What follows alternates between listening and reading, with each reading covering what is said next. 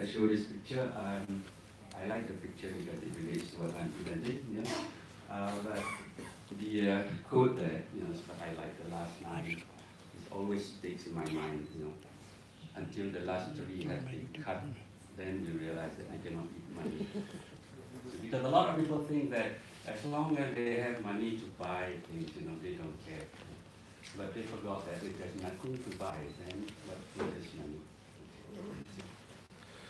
So first, just a little background on Malaysian Institute of Planners. It was established in 1972. Based in Jaya, which is for our foreign visitors, is next door to Colombo, towards the west. And we have 3 branches at the moment, one in the north in Penang, one in the south, Johor Bahru, based in Johor Bahru, and one in Kuching for Sabah and Sarawak. And we have currently, up to April last year, more than 600 corporate members, more 600 graduate members, and student members, 415 we have associate members, but 28. But because MIT membership is open to people who are trained in the field to promote the science and art of town planning. Yeah?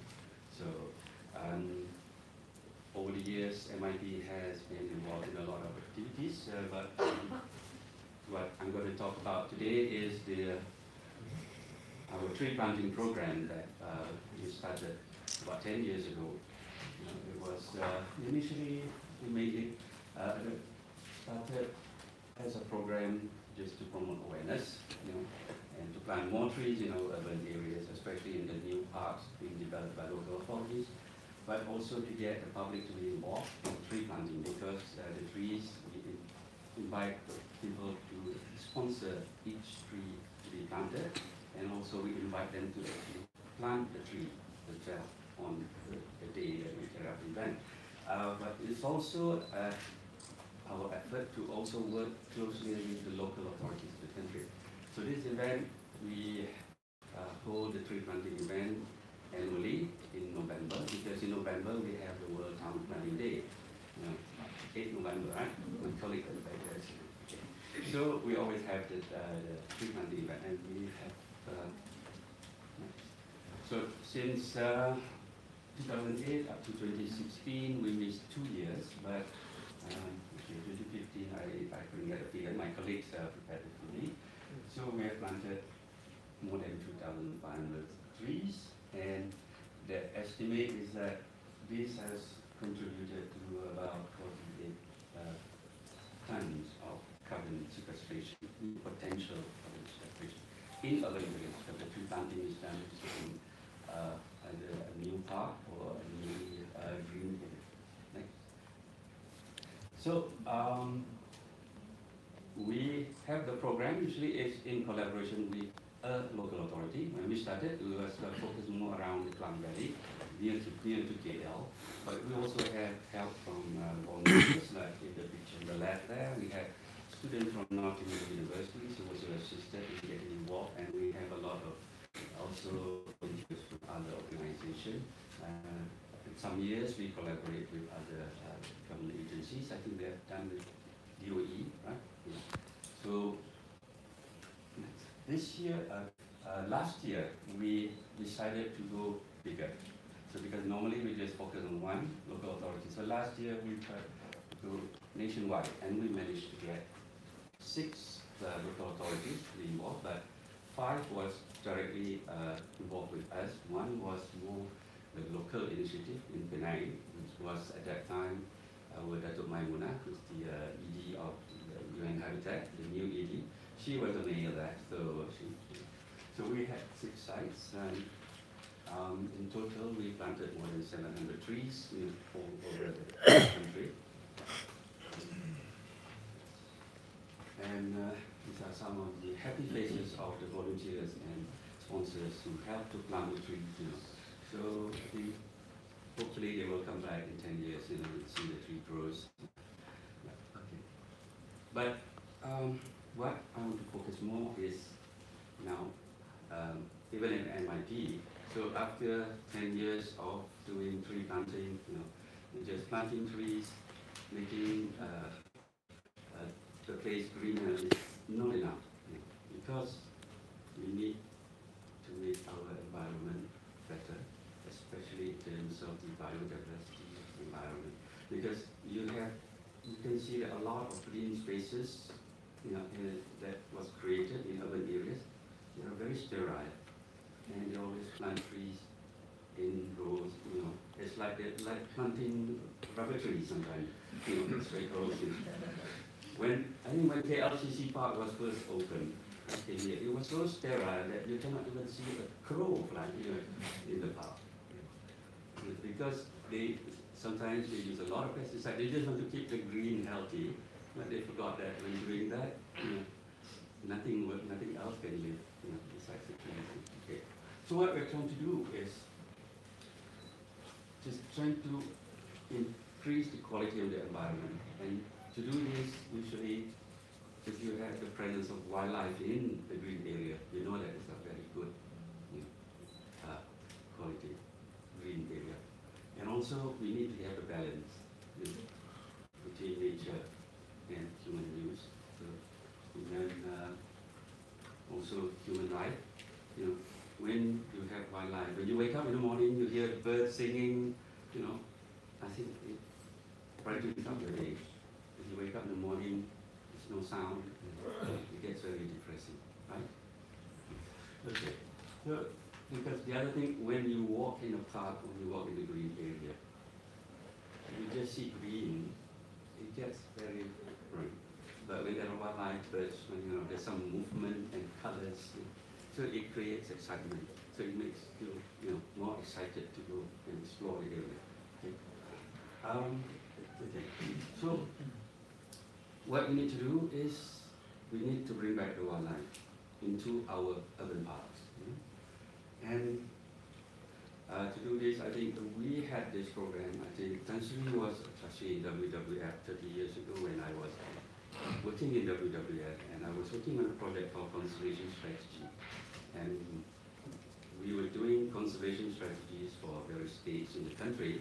At that time, I think sustainable development was still a foreign word to a lot of people.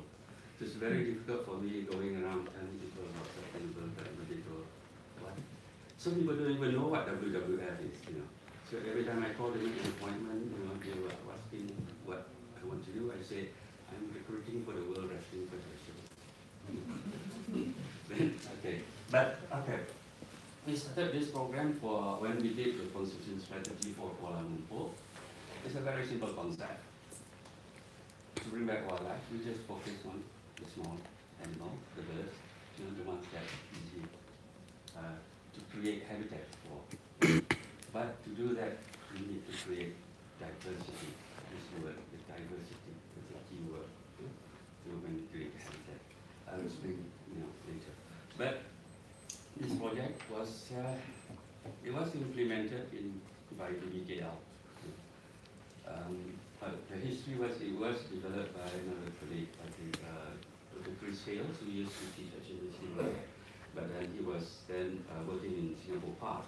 So he did some research and come out with this bring back the birds, concept, and it was implemented at that time when the Singapore district claimed the East Coast Park.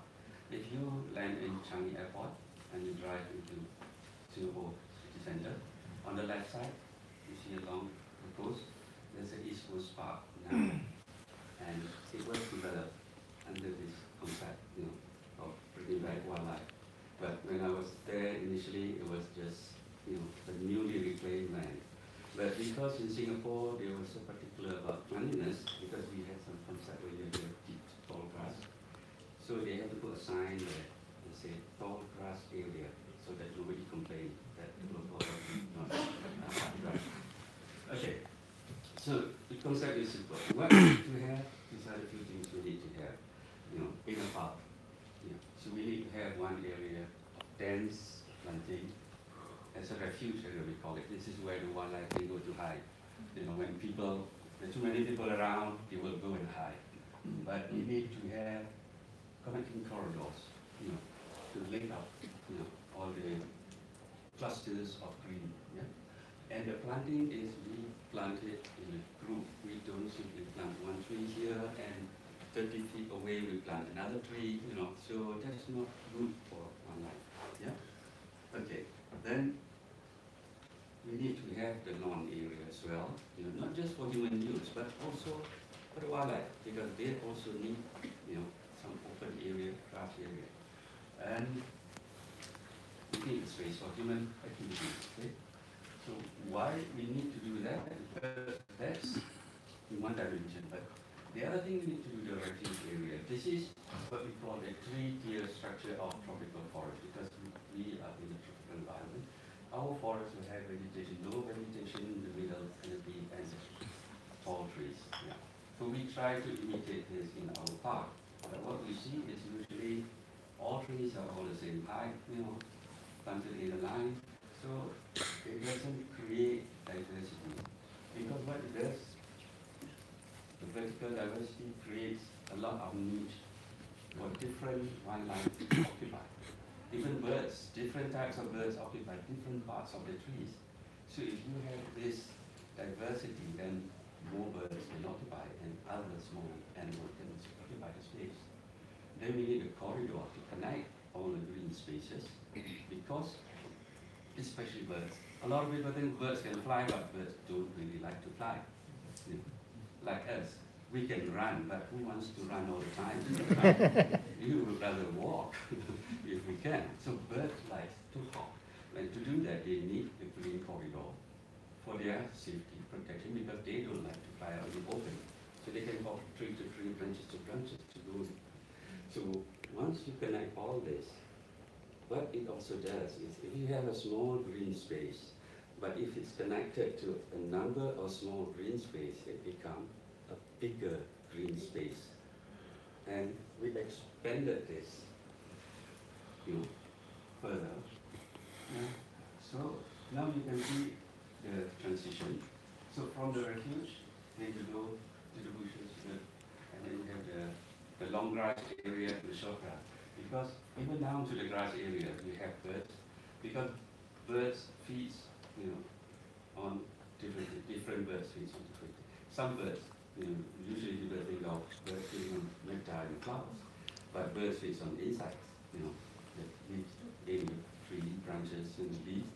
But there are birds that feed on grain, the grass grain, so they need the grass area.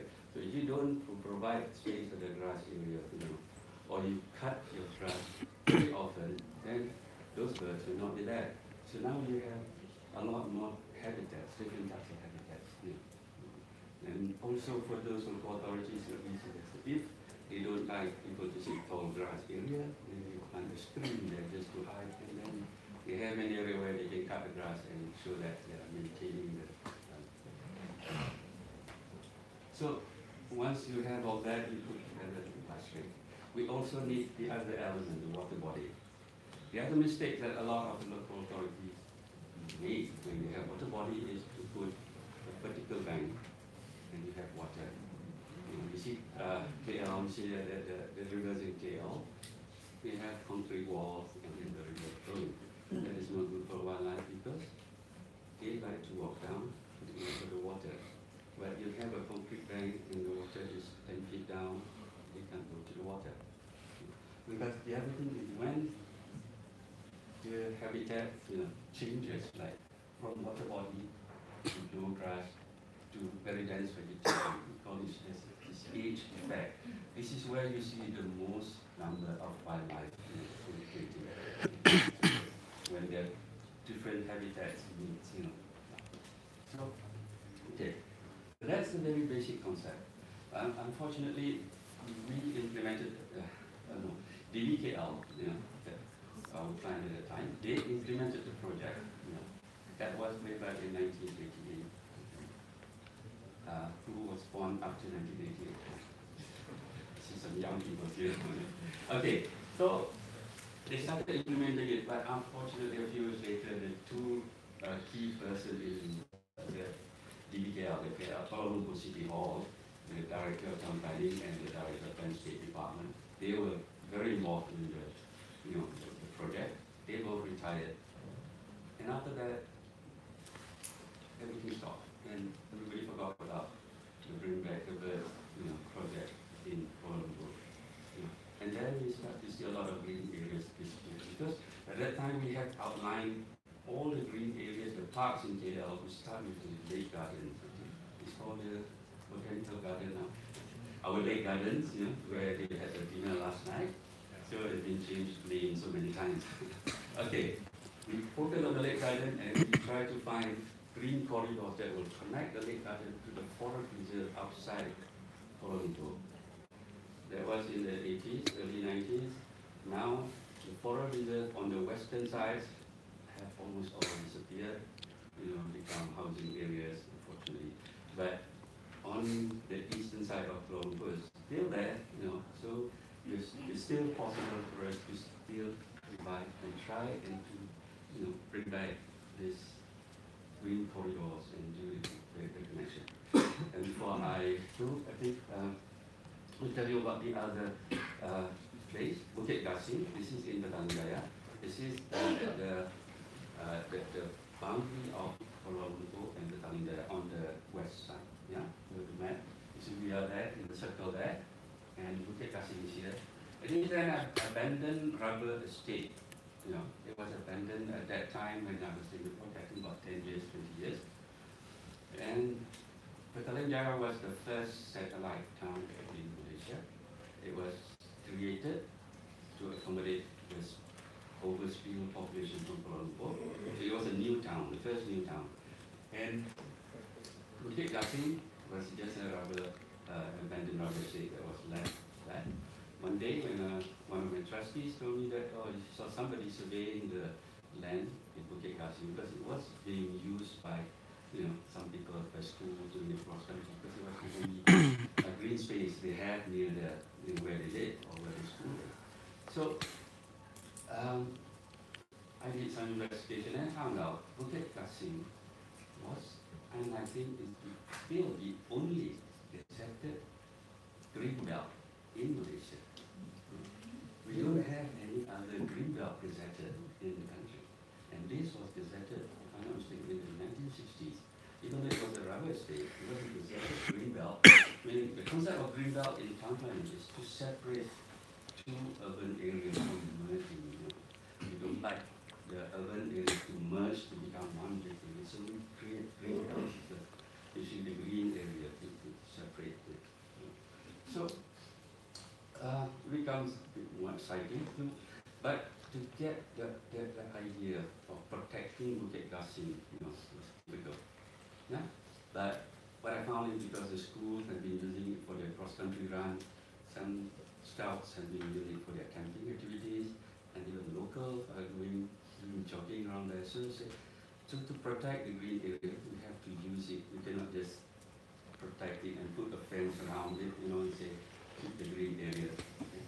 So, but I think my trustees who highlighted the issue was not happy. They said because he doesn't like people, running around behind his backyard. Because his house was next to the green area.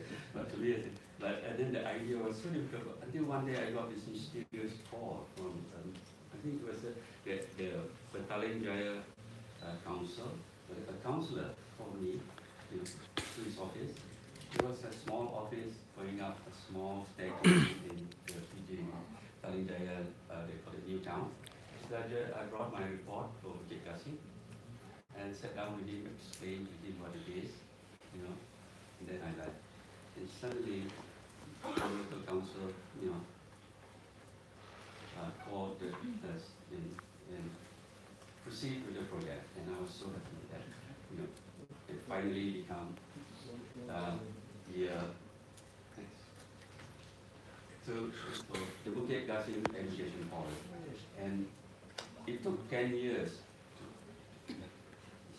So it took 10 years from when we first started preparing the report until it was actually open to the public. But since it has been open, it's been used a lot by a lot of people. And for a rubber estate, you will be surprised that we found more than 100 species of birds. 36 hectares of green area. And I forgot the number of plant species, but we find actually some rare species. Is it right, Balu? My friend Balu there, from MNS, he was the botanist when I was working on it. Since this is a long time ago, I forgot the number. So this is what we have now. This is a small green space. It was an abandoned rubber estate. It wasn't even a natural forest. So basically, it proves that we can revive the environment, if we do it properly. Thank you very much.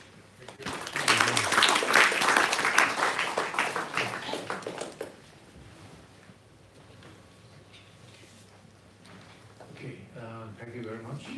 The next speaker that we have is Mr. Kelvin. Yeah, the floor is yours.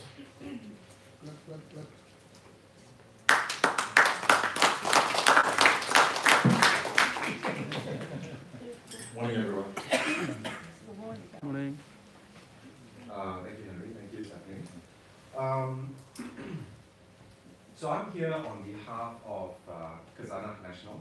Khazanah National is one of we call ourselves a strategic investment arm of the government. We have a financial, economic, and a societal role by which we sort of conduct ourselves. And I'm here to share about one of our sort of societal projects, and it's called the Taman Tugu project. For those of you who are not from Malaysia, Taman Tugu literally translates to Monument Park because the project is anchored on a piece of land that is located behind the National Monument in Kuala Lumpur. The Taman Tugu project is a multi-component, not-for-profit CSR project led by Khazanah in collaboration with various ministries, Ministry of Federal Territories, Ministry of Natural Resources and Environment.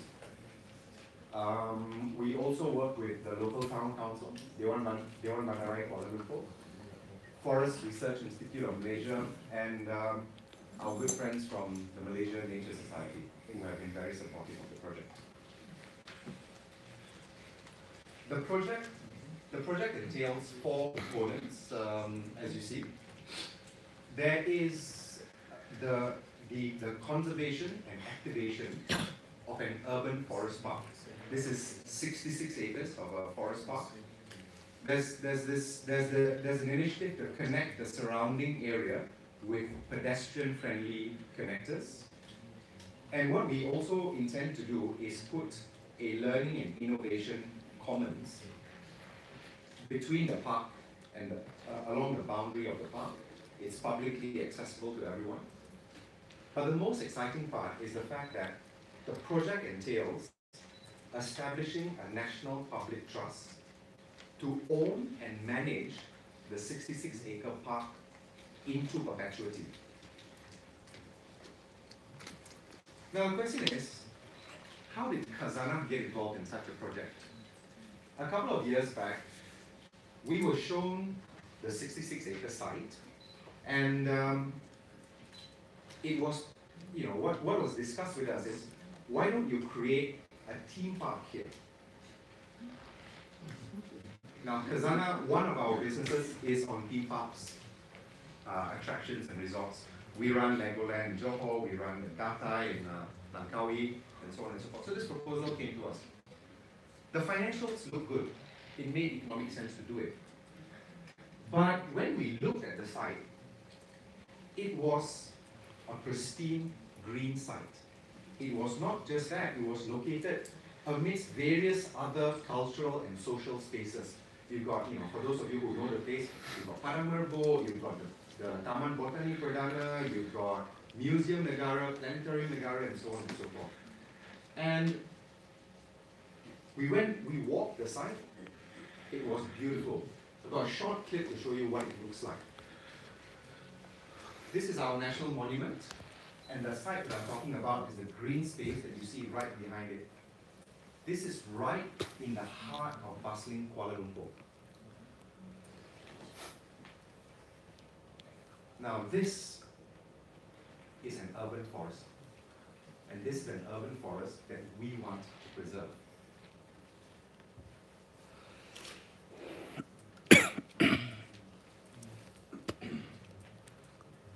So instead of moving forward with pursuing the creation of a theme park in this site, we went to the government and we proposed for the government to allow us to transform this site, into an urban forest park. We said we will do it as a CSR initiative, but we will do it under one condition. The site must be preserved as a public green space into perpetuity.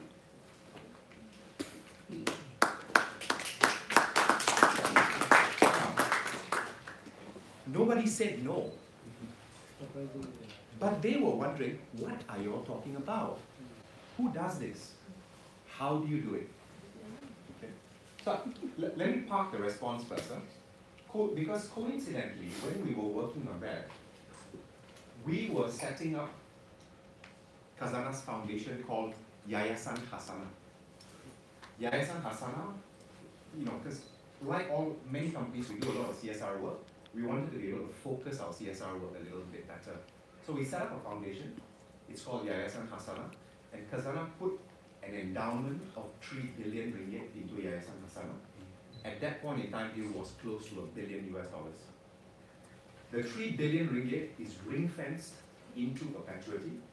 Yayasan Khazanah operates off the interest and dividends we get out of that 3 billion.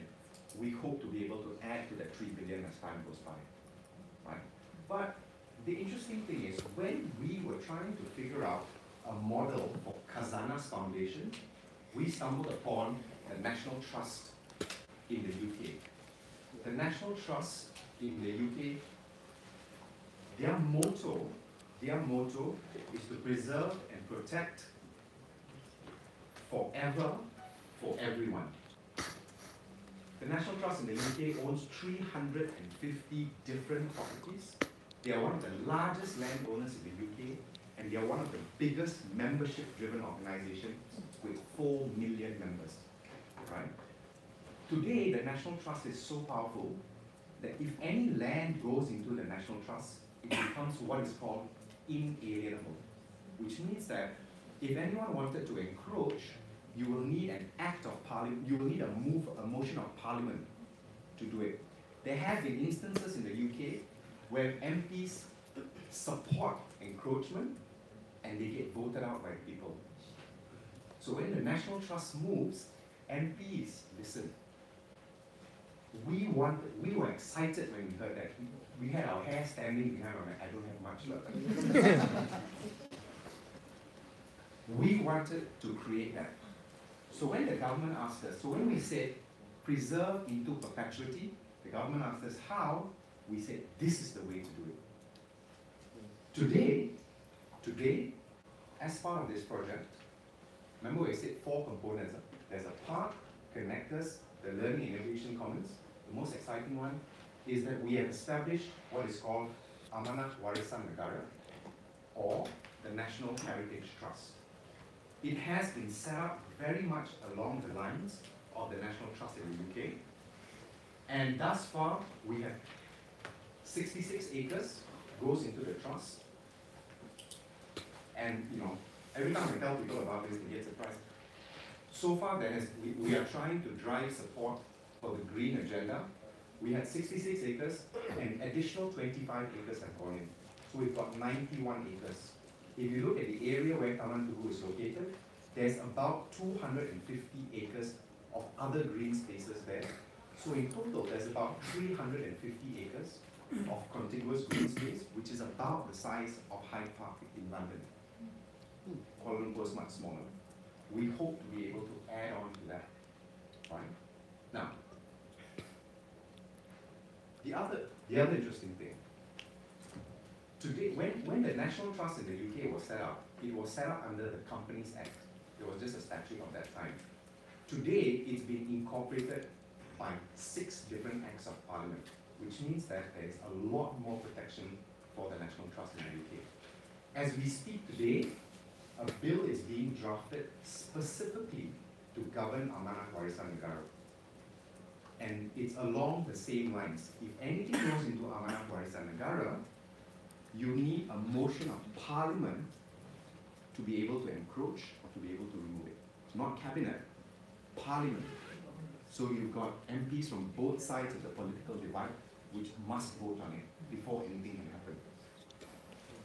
Amanah Warisan Negara is not just designed to hold the Taman Tugu site, it can hold any other site. So we hope to be able to add on to it as we move along.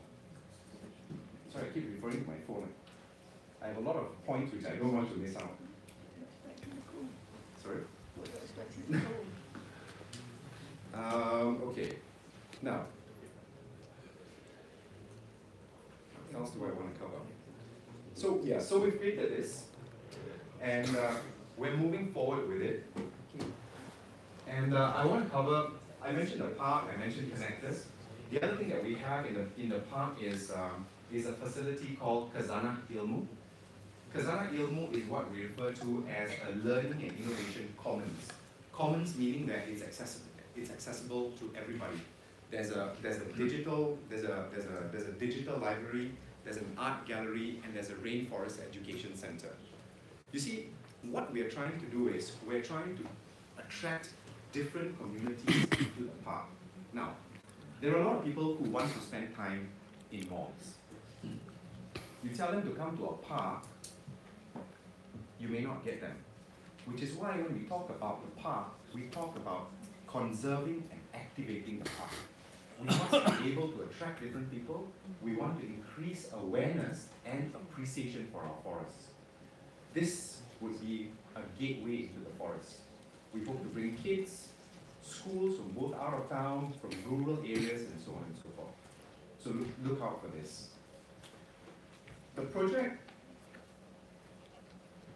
the other thing that we're doing is that, so whilst this is Khazanah-led, we are working with a broad array of stakeholders. We're working with different parties because this is really what we call a public-private civil society initiative. Look, in protecting the green, you can have foundations, you can have trusts, you can have acts of farming. But the one thing that is really going to protect, the one thing that's going to make a change is when different parts of society come together. That's how we make a change. Today, what we're starting to do is that the project will be ready in 3 phases, but it will be completed by early 2020. In the meantime, what we're doing is, the center picture up there is Mr. Balu, he's over there, from M&S, Head of Conservation. We're working to bring kids to the site. We're teaching them about transplanting. We're teaching them about development whilst maintaining green, whilst being, as M&S always tells us, whilst being subservient to nature, not the other way around. We are learning, and we are trying to teach. The wonderful thing is when you bring kids and you get them to get their hands dirty, you realize, you see the expressions on their faces, they are delighted. Many of them have never experienced this before. They've been in and out of shopping malls, they've held handphones in their hand more than anything else, and video games and so on and so forth. This is exciting stuff for them. We want to get them involved. We want them to be part of the park. Because if anything were to happen in the future, these are the guys who are going to stand up for it. Right? So, that's by and large where we are with the project. I'm just here to share a little bit about it, and we hope to get a lot more support from the people around the room. And you know, we have a small display downstairs at Pink City's booth. It's the Khazanah Ilmu. If you go to the Foreign Village in Medan Plaza, there's a building called Ruang, and we've taken 1 floor. You can find out more about the park over there. Thank you. Thank you. Thank you, Kevin, for the nice presentation. And our last speaker for today is Dr. Hum Guru from BirdLife International Regional Office. in Singapore. The floor is yours. Thank you, Henry. A very good morning to everyone, and thank you, MNS, for inviting wildlife partners from Bhutan, Georgia, and Cambodia, Champa, Thole from Myanmar, and Krishna from Nepal. Now, so we have two photojournalists, from ABC television, and also photojournalist Krishna from Nepal. So, thank you very much. I think almost everything has been said, so I have not much to add. But I will try to include my case value and not many things that you can find in the book. You can ask any question about environmental education that I always like to say. I did my master's degree in natural resource management from Lincoln University in New Zealand in 1993, and my master's thesis was on environmental education. So for me, it's a part of my life. So I'd like to say about how the wildlife partners are working around the globe. So there are about 13 million plus members and supporters around the globe. 8,000 staff in 121 countries are working 9 different programs, from forest to climate change, community engagement, livelihood opportunities, and of course species conservation. So yeah, so all our partners are trying to support the SDG goal. Particularly our wildlife partners support the goal 15, mostly green, life on Earth, so biodiversity, and also climate change. And I'd like to thank you, MNS, who are trying to link with goal 11 about urban issues, urban environment issues, urban biodiversity. So that's very important that we, wildlife partners work across the globe and try to support and meet the SDG goal. Yeah. So this is, everybody knows, I don't have to say anything. We read books about our environment. So when you talk about environmental education, there are 3 things. Education about the environment, education for the environment, and education, of course, by the people to safeguard the environment. So this is also everybody knows, I think, particularly in urban environment.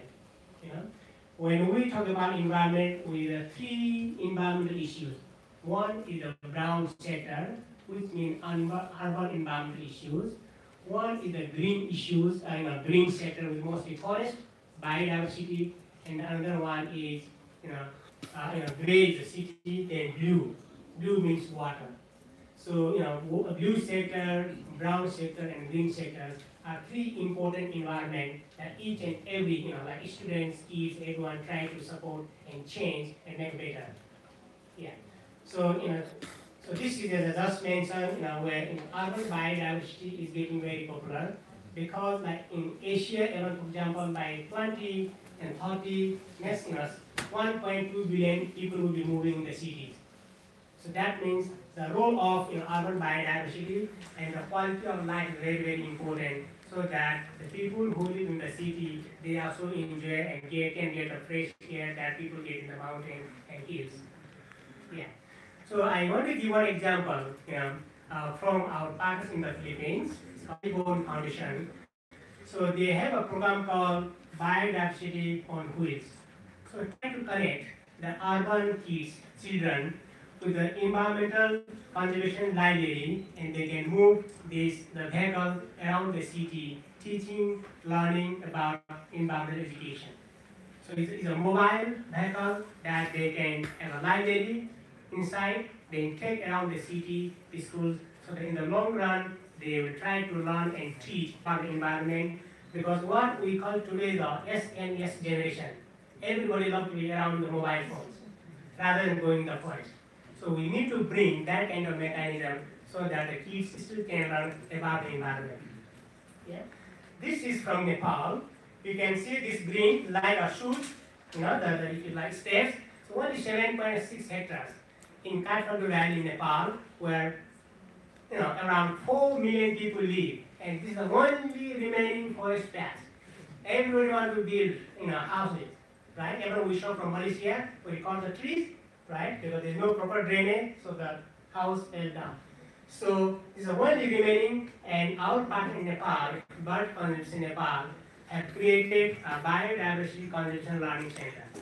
So the kids from different schools, now they can book the time, they can come in this area, they can learn about biodiversity. So it's very important for the urban communities to learn about biodiversity. Yeah? This is all the way from 3,000 meters above sea level from Bhutan, Hokjuka Valley, where our partners in Bhutan, RSPN has been recording this black trend since 1987. So this is not farming. The people are trying to restore the roosting area so that the black-necked cranes can have a better place for roosting. They come all the way from Tibet. So there are around, around 400 species. Every year they come there, so they rest there. So ISPN has been doing a wonderful job. Yeah? This is from Japan. I went to Japan in August last year, so I saw two things. So our Japanese friends, they write very short email and they go to the point. They want to have a short action. You can see in 1986 at Yokohama Nature Reserve and 2016, you can see how they were able to change the condition of the environment. Same thing in nearby the Tokyo Wild Bird Park, very close to the Haneda Airport. So you can see the airplane somewhere here is flying and people can see what the birds. So this is an example how people can make better place to live and enjoy the environment. So our partners in Japan have been working in this kind of activity. I want to now move from national and local to the regional level. This is called vulture restaurants. Many people think it's a restaurant for people so that they can go and eat and enjoy the good food. This is for the vultures. So in South Asia, the three species of vultures have sharply declined 99.1%, and due to what we call the drug called diclofenac. There's a Hindu culture mostly, the cattle, cows.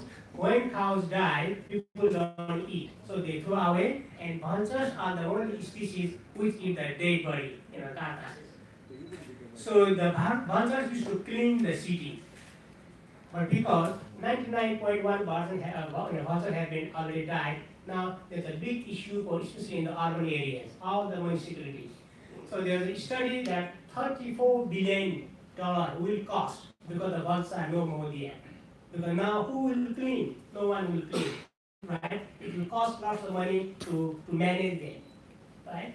And dogs come and eat, so the rabies, the disease is spread everywhere. It's a big challenge, and trying to have a create what called saving ACS vultures from extinction.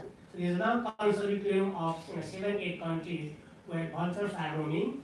So they're coming together to save the vultures, and at the same time they can clean the environment.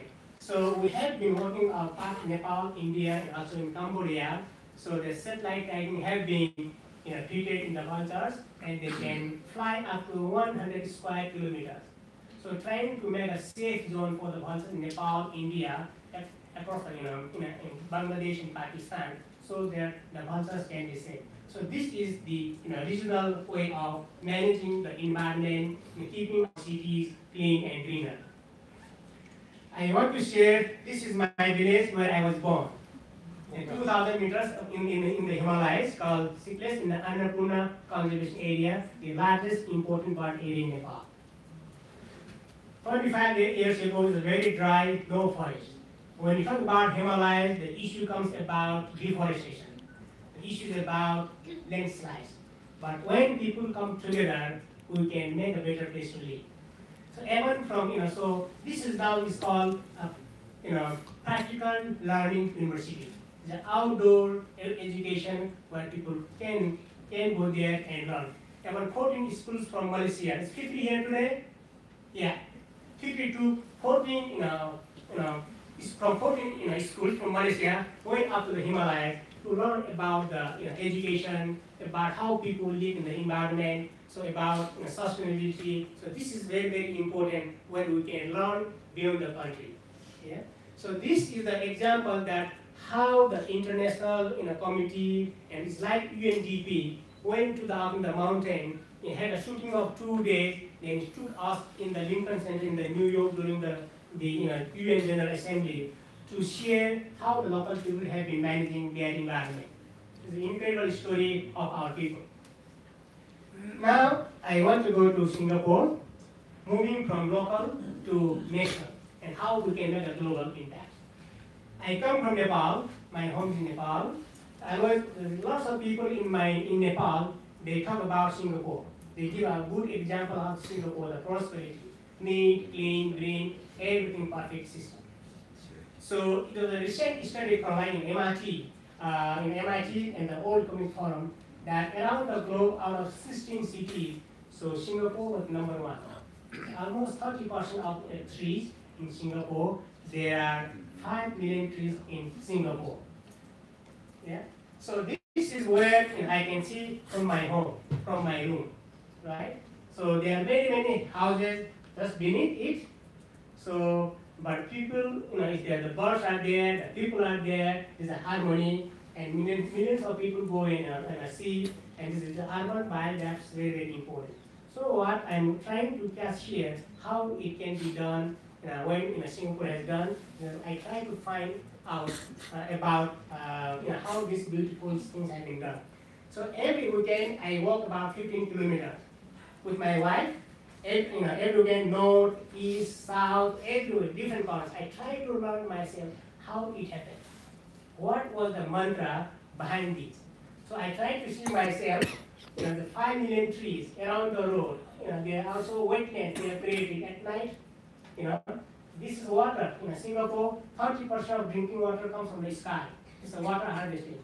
About 50 kilometers length, 27 kilometers wide, but they have 7,000 kilometers of all the canals drinking water, so that they can harvest and store the water. There are 17 reservoirs. So how it happened in terms of greenery? So very interesting. So I found this book. So I was really wondering every time I visit. So I tried one thing. I tried to find a tree which was planted by Lee Kuan Yew himself. So I found it. Right. The interesting point was, in my country, I'm not sure in Malaysia, but people plant every day and every year many millions of trees. But after plantation, they forget. Right? So 70% trees, the seedlings, out of 70% will die. Even the journalists, they never report that how many trees have been died after plantation. Right? So they only bring the picture, good story, Prime Minister of the VIPs have planted all these many hectares of trees, but they never report how many of them have died. So in Nepal, 70% of trees after plantation they die, because we never go back and see what is happening there. So very interesting to find out how many people believe $2,000 was proposed to invest for one tree 42 years ago. Can you raise your hand, please? 42 years ago, $2,000 was proposed to look after one tree in 1976. Do we believe? No. But I will bring, and we have to believe. Okay. You can see here the principal private secretary of Lee Kuan Yew. After his death, is called Up Close with Lee Kuan Yew, Insights from Colleagues and Friends. After his death in 2015, so a new book came, those people who really work with him very closely. So there's about story about him. So in page 205, I found that that $2,000 was proposed. All the permanent secretaries were very quiet, very silent. What happened? What is the simple reason was the principal secretary's salary was just little over 1,000, 42 years ago. And Lee Kuan Yew proposed $2,000 for one tree, for 1 year, right?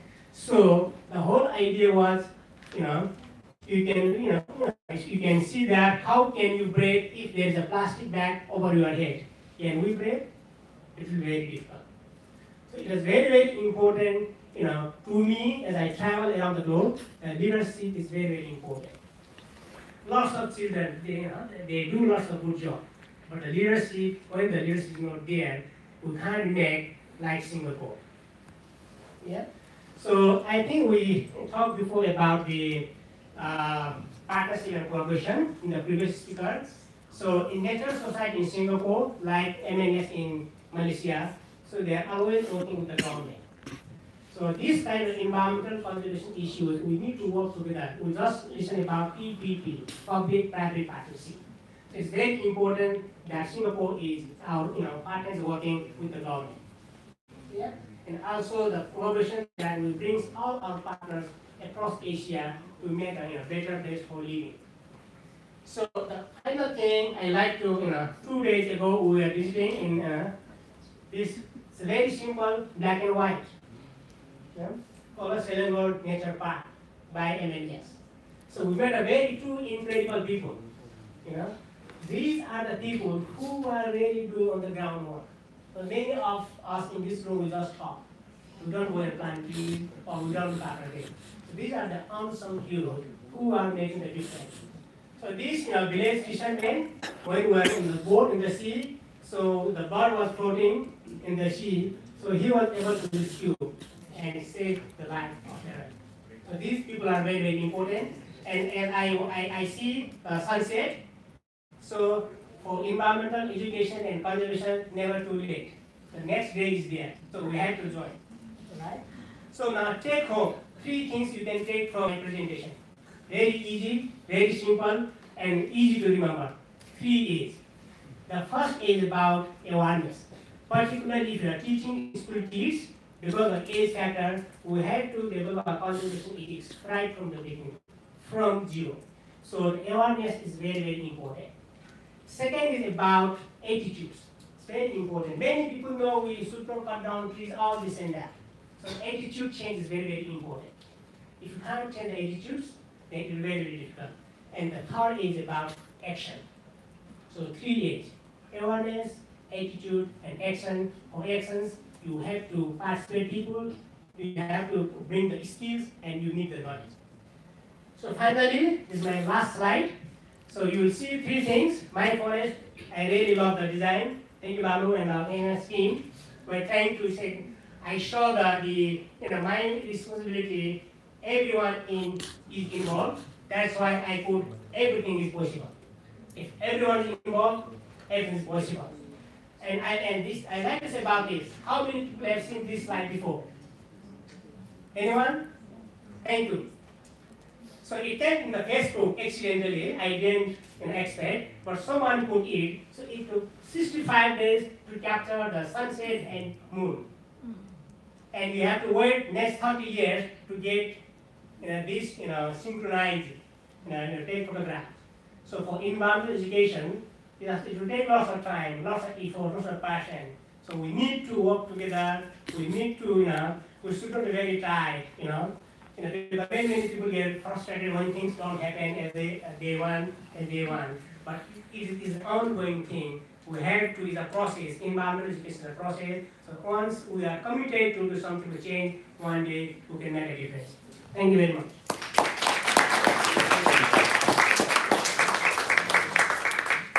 Thank you, everyone. I think great sharing from all the 5 panelists. Could I invite the panelists back here for some Q&A? And for the Q&A session, I'll pass it back to our Madam MC, Stephanie Bacon. Thank you. Thank you very much, all our panelists, for an extremely interesting, varied, and in my opinion, quite brilliant presentation. So thank you all once again. Let's give them a round of applause. If any of the people standing at the back would like to come forward, there are seats if you'd like to sit down. And do I have my first question?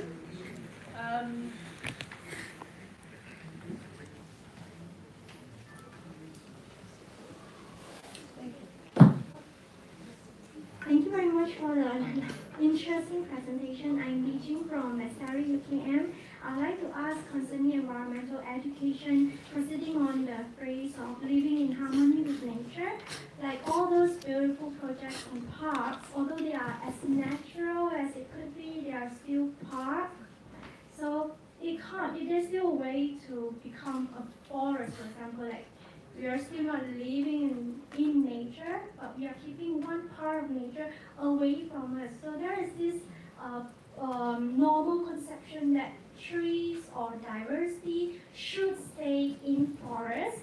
I don't want any trees or any unruly, unclean, untidy forest in my backyard. So the alienation with nature, especially with our urbanization, would actually harder to make us endear to nature.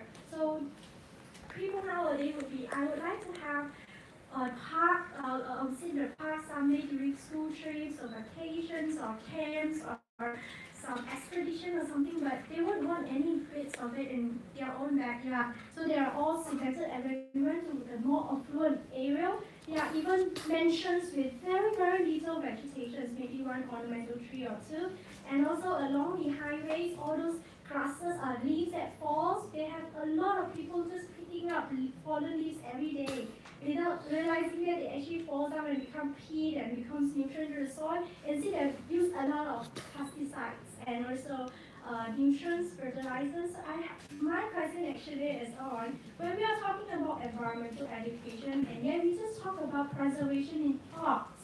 So what about our backyard, where it occupies maybe 99% of urban area, and all those concrete jungles would actually make us feel more at home in shopping mall rather than Right. So your question is, should we be encouraging people to have nature in their back garden?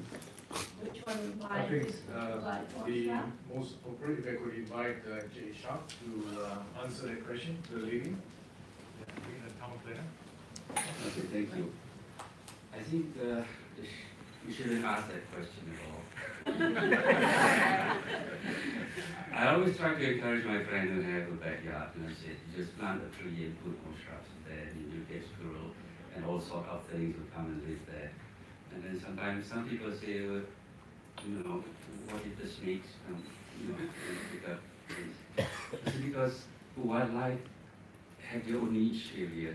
So if you define if the snake is there, then let it be there. Because I was told recently, my former boss at WWF, Mr. Ken Stevens, his backyard, he has snakes, he has all sorts of animals coming into his backyard, and he doesn't mind because he's an avid birder, and I think 19, and he's still going out birding, bird watching.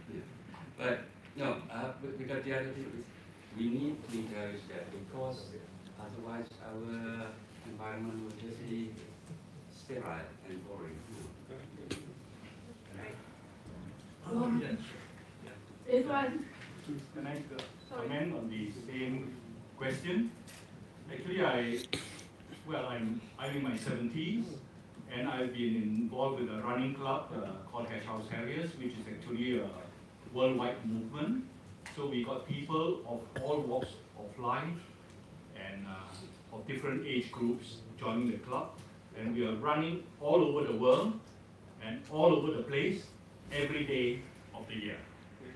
Well, if you just go, we are very lucky in Kuala Lumpur. We've got a number of areas where people can go for their recreation in the morning, in the evening, during the weekends. An example of this is Bukit Kiara Hills, which is right in the middle. And you can find, for instance, in Bukit Kiara and in Gasing Heights and in the Kapong forest, you will find your aunties and your uncles there walking. They are not, not your intelligent young, young adults and so on. They are people who just take an umbrella at 5 o'clock, 6 o'clock in the evening, at 5, 6, 7, they'll be walking. What are they walking? They are walking for their enjoyment, and they are walking for their life. And that's the truth. We go into the forest. Why do we feel good? after that. It's because there is a symbiotic relationship between us and the green. You know, the plants absorb the carbon dioxide that we emit, and we absorb the oxygen that they give. So we always say that the forest is a carbon sink, and it is an excellent decarbonizing agent. So how do we reach out to the young people? We are trying very hard. In the Malay Nature Society, I think we've done quite a commendable job. Of 30 years, we set up Nature's Club. And now, with the, what do you call it, with our location in Federal Hill, we have set up nurseries, we have set up trails, so that young people can come and partake in the activities. And we are also trying to be very inclusive in our approach, bringing in the marginalized group. We hope to bring in children from Cheshire Home, from the orphans, and we want to revive the Scout movement and the Girl Guides movement, and then teach nature the way that the school cannot to the Scouts and Girl Guides. Right? We don't want them to camp in the school grounds, but out in the open. And Sherry, do you want to say one? Anybody else wants to add anything from the panel? Another question? If not, we can take one more question. Yes. The young lady in the purple here. Hi, my name is Maiza Green. I teach environment law at International Islamic University. I want to pick on the point on perpetuity, because the reality is in Malaysia, land is a state matter. That is one thing. And another thing, even though we have such protection, for example, in the form of permanent reserve forests, the term permanent is not permanent, as in perpetuity. It can be changed for economic and other reasons. This is a concern. Okay, I was so, this is in relation to what you said when at one point they want to change to go into something like theme park. Okay, so in terms of economy, yes, it brings a lot of money, because at the end of the day, forest conservation requires a lot of efforts and money and fund, and then sometimes we might not be able to enjoy the benefits right away, especially when we talk about forests as the store for cover storage and so on and so forth. Okay. Actually, on my part, we are doing a research how to protect forests in perpetuity using the concept of wakaf forest or endowment. Okay, this is something new, but I believe in a country like Malaysia, this is something that an idea needs to be introduced in what way, in whatever way. Okay, as long as we can capture the essence of perpetuity for sustainability. Thank you. Okay. I think, thank you for your statement. Is there a question? Or within that, we didn't quite actually get that statement. A question from you. You're making a statement, right? Yeah. Is there a question within that? Maybe in what way we can capture perpetuity and sustainability of forests? I think the most appropriate person is our Transri, and give you some insights, from his vast experience. Thank you, Henry. Thank you for the question. It's difficult to answer in a few words. When you talk about sustainability, sustainable management can be done in our forests, but as you said, it is in the hands of the states. But I believe, and this is my own personal belief, our national forests should not be locked at all. I've said it in many forums, I've written about it. We should conserve our national forests for the benefit of future generations, for the conservation of biodiversity, for water. For timber, we can grow them. We can grow timber in this country so fast that before you can say hello, the trees are already harvestable. Within 5 years, you can get good timber. With technology, you can get heavy hardwoods from basically fast-growing trees through technology. So the question is, how can you reimburse the state for the revenue loss? And I've written the concept of debt for nature, meaning debt for nature, because every state in this country owes the federal government money. There's not a single state that does not. And I have suggested that in lieu of the debt that they own federal government, they should conserve the forests and the federal government should write off the debts. And there are other ways as well to address this issue. But I agree with you that it's not an easy problem to resolve because of money, because of greed, and because of the vast revenues that they can get from housing people. Thank you, Tan Sri. Can we have our next question? The lady with the microphone. I would like to comment on what the young lady said is quite correct. As the gentleman said, we have Bukit Kiara, all these are high-end community. Excuse me, we're running short of time. I'm going to have to limit your comments. Okay. Have you got a question, please? The question is, I mean that her suggestion is very good that the environment that we stay, most of us, the people don't understand the tree, they will just chop out the tree and all the concrete jungle.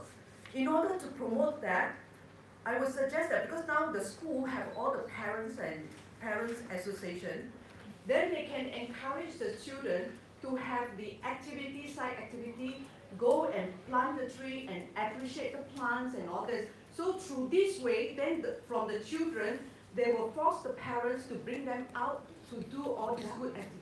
Thank you for your comments. Malaysian Nature Society is very active in doing that very thing.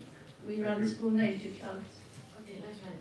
I'd like to talk about all my esteemed colleagues that mentioned just now. There is no effectiveness in what's happening right now. I'm Nami, I'm a natural capital economist.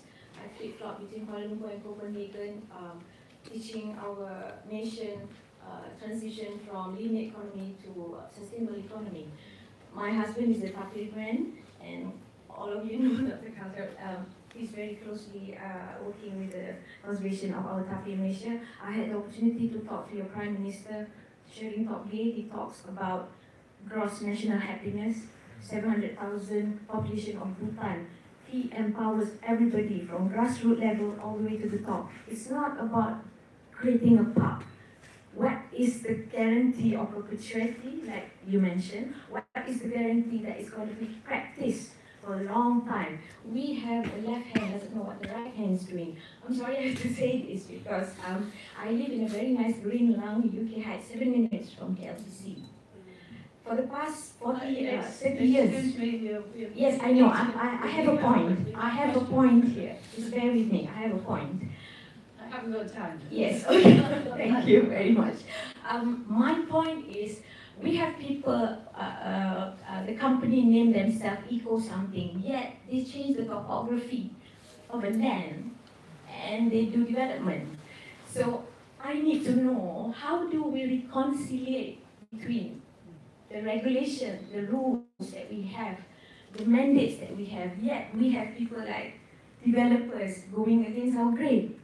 We need to know how do we counter, not attack, but handle that. My point here right now is we need to empower everybody, and for it to be a long term, it has to be through education, from small one, primary, all the way to university. It has to be in the national school syllabus. The empowerment of grassroots for everybody, from young all the way to the top. That's all. Okay, thank you very much. I think I'll pass the mic to Kelvin, who will take on that question. Yeah. And then I'll take one more question. John, I don't have an answer to that because I really don't think there is an answer. I think it's going to be an evolving struggle that we go through. And there is always going to be some people who have different intentions. You want to save a tape, the tape in the jungle is being hunted by a lion or by a tiger, right? Now, it's an evolving process. It's evolution. We are going to have people in this room, and people like-minded individuals are going to have to continue to fight the good fight. Awareness and education from young is important, right? But talking about it is not enough. We've got to get them to experience it. A very small point on your thing. In our park, we are building buildings. There are some buildings in there. Our brief to the architect is that any buildings in there must disappear into the forest, so people can enjoy it, can see, can experience it. But then to your point, I think maybe a town planner would. Okay. My response to this is very simple because I remember I've watched recently Michael Moore's program, Where to Big Next. I watched it 3 times because I was so touched by the people that he featured in that. But one especially from the one when he featured in that. It's very simple because now a lot of people think of me and they want to make money. That's all they care about. But in Finland they say we think of we. Whatever they do is for everybody's good. We have to get people to start thinking that way. The reason we have all this problem is because there is this me people around who sees it an open land. Just yesterday, one of my colleagues just posted a former oxidation pond is a public utility reserve. It's being proposed for 580 units condominium. It's going to raise the density of that area to the same as the Bukit Kiara Park. How can you take a public utility land and give it to a private developer? So that's the question. Why did this happen? It's still because there are people who think of me. And I put on my first slide because people think they can make money, they get everything. But when there's nothing to buy, you can't even eat money. Okay, thank you very much. Last question. I think a quick point here. I think let's hear from the architect's point of view on this particular matter. On this particular issue, I think which really needs to be addressed, of all of us here, we have 2 professionals, myself as an architect and Isha as a planner, who are actually in the chain, together with the developer, changing the face of townscape. Now I am saying this because I also have my interns in front here, and really as professionals, we are in the service industry. We serve a broad range of clients. But we also have an obligation to our own code of ethics of what we should do and what we shouldn't do. There is always someone coming around to say they want to do this and they want to do that. Why can't we do something on these highlands other people have done it? I think it's for the professional concerned, the architect or the planner, to say, no, you can't. That is an area that is zone green. If someone can do it, please let the someone do it. I think that's the first thing, is to be able to say no. Then secondly is to be able to, is actually to remind yourself that as professionals, we carry a lot of responsibility. First, I would say is, I don't want to talk about just a statutory, but it's a moral responsibility. Like doctors, doctors and so on, architects, planners, we have a moral responsibility because we believe in creating a sustainable environment, we believe in working with nature, we believe in coexistence of man with nature and environment. That's what we believe in. But when we come to ground the reality of it, what happens? In the 70s, I go to school, I learned about participatory planning. I met groups involved with shelter who are renovating very simple buildings, just get the homeless, historic areas lived in Liverpool. But after so many years, what has happened? Not enough has been done. So really, I would say that there needs to be self-policing, and as architects, I know when I submit a plan, I vouch that I comply with every regulation on land. Thank you, John. So that's the responsibility I take. Can I have a question, please? This is for the greater KL. We've been talking about much focus on KL itself. So my question is, there's also we're very lucky that we have Selangor that also has the Taman Warisan Negeri Selangor. So I believe that MNS is also working hand in hand with other NGOs like Trees to have this conservation efforts. So my question is, how important is this park to the city as far as the urban parks and the city itself? So how important is it? Okay, I think I'll take on that one myself. I think definitely parks in the cities should be encouraged going forward, and we have already started one park which is working in collaboration with Kazana, which is Taman Tugu. And the larger landscape that we actually have been doing is the urban community forests.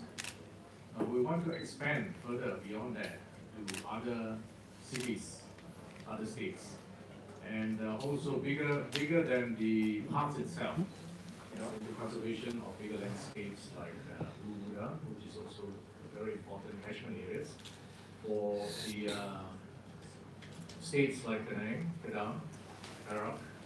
So that's also another important area that we are actually working on for the future. In fact, we started some groundwork there.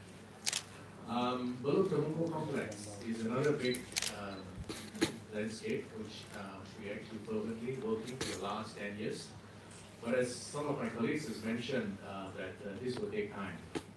So as much as we are looking at Endarompin, which took almost like 10, 12 years, Royal Bloom took us about 12 years. So it's just the beginning. It's just the beginning of more conservation efforts, not only with MNS, but also with other NGOs, because we believe that through this Mind Forest project, collective voice is very important. That we have more NGOs, we have more public behind us, the more powerful the voice can be. So rest assured that insofar as MNS is concerned, we are on the ball. Thank you. I think we have very little time left. I just saw the prompt up for 5 minutes. We have to vacate 5 minutes because there's another next session coming in very, very fast. Thank you, Henry. Sorry, no more questions, but do feel free to colour one of our experienced speakers on the way out. In your handouts, we gave you 2 forms. This form for all of you to fill in. We want your interest in urban community forest. From the number of questions, the number of hands up that didn't get their questions, I know you're all interested in urban community forest. Many of you are from Malaysia. So the second form is to fill in your local or international community forest. And I don't know what the size of the community forest or the layout of the community forest is, but I'm from England and we don't have forests in England. The trees are just not big enough. But I would put Hyde Park as a community urban forest. It's a treed area, it's a green area inside the community. So thank you all for attending.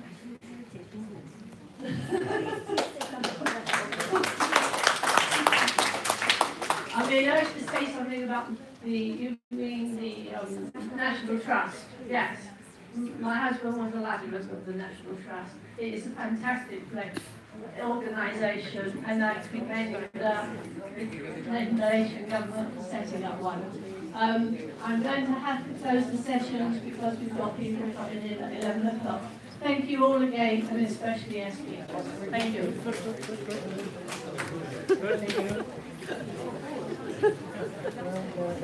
Have you got the between International Trust?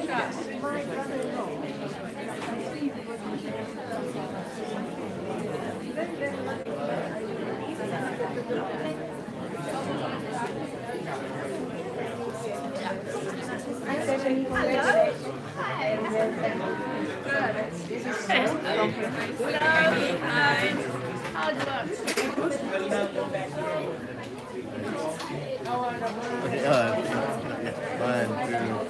One, two, three.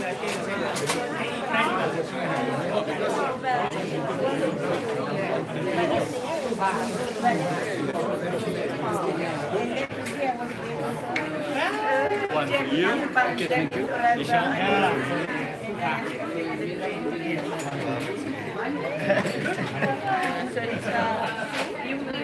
met at the beginning. We are in the meeting. Every day. Yeah, you met every day. You met every day. Yes, in the end.